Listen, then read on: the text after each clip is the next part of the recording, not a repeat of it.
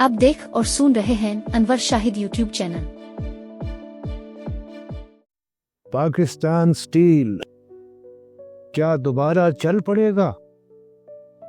कौमी इदारा क्यों तबाह हुआ?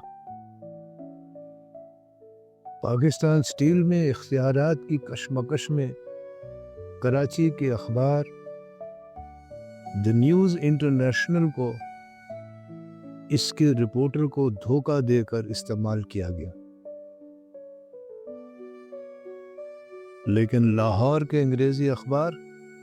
पाकिस्तान टाइम्स के चीफ एडिटर अपनी मर्जी से इसी नौइयत की एक और साजिश में शरीक हुए, जिसके डांडे इस्लामाबाद में बहुत ऊपर तक जाकर मिलते थे। ये साजिश पाकिस्तान स्टील के चेयरमैन हक नवाज अख्तर के खिलाफ थी, जिनके गैर मामूली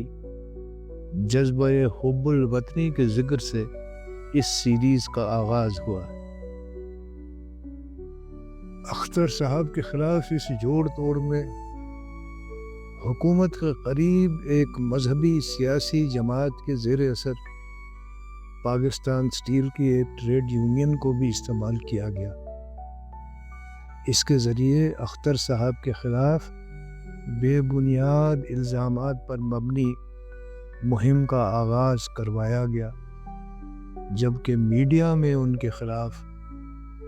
महाज आराई के लिए लाहौर के पाकिस्तान टाइम्स में फर्जी नामों से एडिटर के नाम खतूत की वक्फे से अशात शुरू की गई। पाकिस्तान टाइम्स के चीफ एडिटर का ताल्लुक सहाफ़ियों के उस ग्रुप से था जिसे ज़ियाउल हक की सरपरस्ती हासिल थी, बल्कि वो अखबार के चीफ एडिटर ही इसी वजह से बने थे। पाकिस्तान स्टील के इफ्तिताह के मौके पर वो बिन कासिम आए थे, जहां उनकी मुलाकात ज़ियाउल हक के अलावा पाकिस्तान स्टील के एक डायरेक्टर से भी हुई थी, जो ज़माना तरबियत में ज़ियाउल हक के साथी रहे थे और अख्तर साहब के खिलाफ साजिश का कलीदी किरदार थे। पाकिस्तान टाइम्स में एडिटर की डाक में फर्जी नामों से कई दिनों तक खतूत की अशात दरअसल एक तमहीद थी, जो पाकिस्तान स्टील के बारे में एक नाम नेहाद तहकीकी रिपोर्ट की इशाअत के लिए बांधी गई थी, जो कुछ अरसे बाद अखबार के इदारती सफ़े पर चीफ एडिटर के अपने नाम से शाया हुई। इस नाम नेहाद रिपोर्ट का, जो आज भी रिकॉर्ड पर मौजूद है, हदफ क्योंकि हक नवाज अख्तर थे और ये सब कुछ एक तयशुदा मंसूबे के तहत हो रहा था, चुनाचे इस रिपोर्ट को बुनियाद बनाकर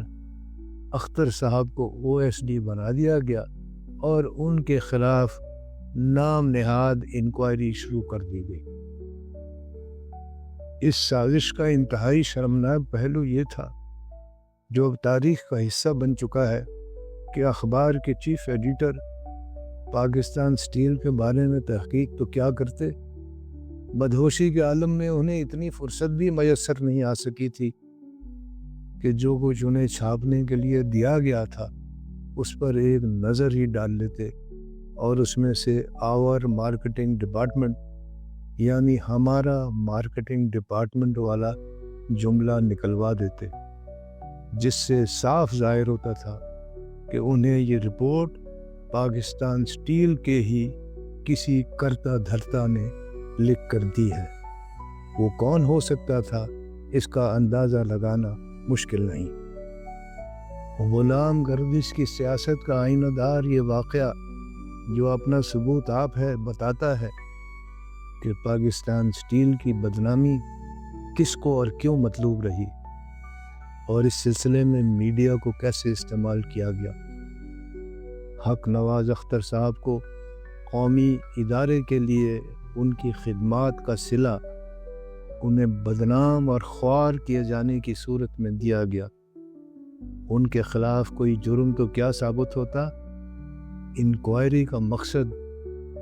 انہیں ہراساں کرنا تھا تاکہ وہ تابعداری قبول کر لیں۔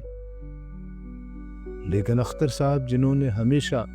جیب میں استعفیٰ رکھ کر نوکری کی تھی کہاں جھکنے والے تھے۔ وہ تو ایسے کئی میدان سر کر کے یہاں تک پہنچے تھے۔ جہاں تک ان کی نیک نامی کا تعلق تھا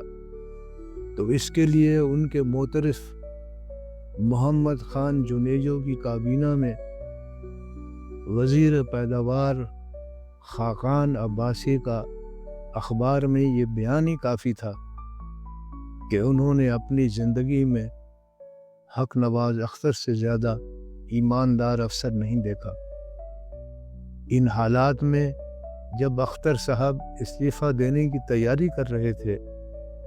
وزیر اعظم محمد خان جنیجو کو معاملے کی خبر ہو گئی اور انہوں نے جنوا جاتے ہوئے کراچی میں اختر صاحب کو ملاقات کے لیے بلایا، انہیں استعفیٰ دینے سے روکا اور جنوا سے واپسی پر ترقی دے کر وفاقی سیکرٹری مقرر کر دیا۔ اگلی قسط میں جانیے پاکستان سٹیل کو پنجاب میں کیوں نہیں لگایا گیا، ایک ڈیلر کا سوال،